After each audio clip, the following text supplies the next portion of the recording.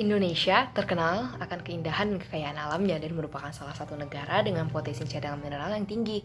Dan Kalimantan Timur adalah salah satu provinsi yang memiliki sumber daya alam di sektor pertambangan. Selepas kegiatan pertambangan, bekas galian harus segera direklamasi. Jika tidak segera ditangani, maka apabila hujan turun, air akan memenuhi dan menggenangi lubang tambang yang tanahnya telah memadat dan sulit diresapi air, sehingga lubang tambang tersebut akan berubah menjadi kolam tambang raksasa. Karena parasnya yang cantik, tak jarang beberapa danau ini dijadikan tempat wisata, seperti yang dilakukan oleh Feby dan keempat temannya di hari Minggu 31 Oktober 2021. Namun siapa yang menyangka, dengan tujuan untuk bersenang-senang malah akan memakan korban. Feby Abdi Witanto berusia 25 tahun ditemukan pada sekitar pukul 10 malam pada hari Senin 1 November 2021 dalam keadaan telah tidak bernyawa. Hal ini bermula saat korban bersama temannya berkunjung ke danau bekas tambang milik CV Arjuna di Kelurahan Makroman, Kecamatan Sambutan, Kota Samarinda, Provinsi Kalimantan Timur untuk berenang. Saat itu, Feby terekam tengah terjun ke danau dari tebing dengan ketinggian 15 meter dan terlihat ia sempat berenang ke tepi danau kemudian secara perlahan tenggelam.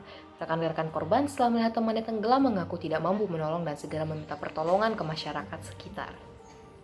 Feby merupakan korban ke-40 akibat dari keberadaan danau tambang semenjak tahun 2011. Kasus-kasus sebelumnya kebanyakan korban masih anak-anak dan ada beberapa pihak baik dari golongan masyarakat maupun pemerintah yang mengatakan itu adalah kesalahan dari korban sendiri atau orang tua yang tidak telaten dalam menjaga anaknya sehingga anak mereka meninggal dunia di danau tambang ini.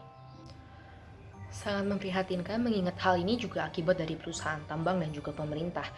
Tercatat berdasarkan prokalo.co, terdapat 1.735 lubang bekas galian tambang tersebar di Kalimantan Timur dan dibiarkan begitu saja dengan perusahaan terkait.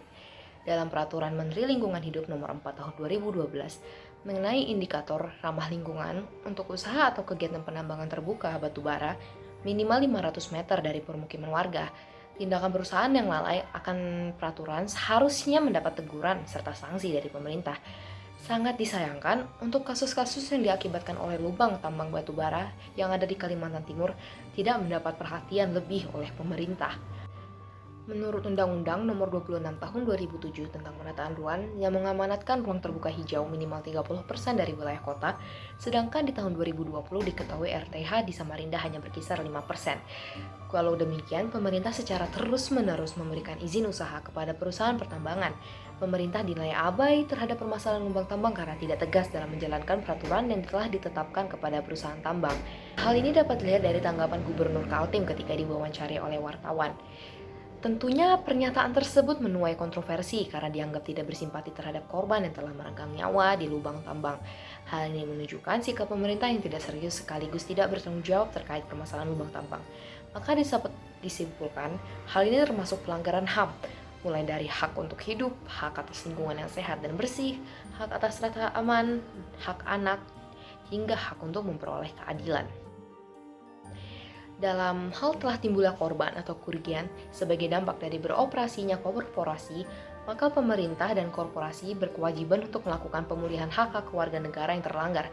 Masyarakat juga harus selalu waspada terhadap danau bekas tambang, khususnya jika memiliki buah hati untuk mencegah terjadinya hal yang tidak diinginkan.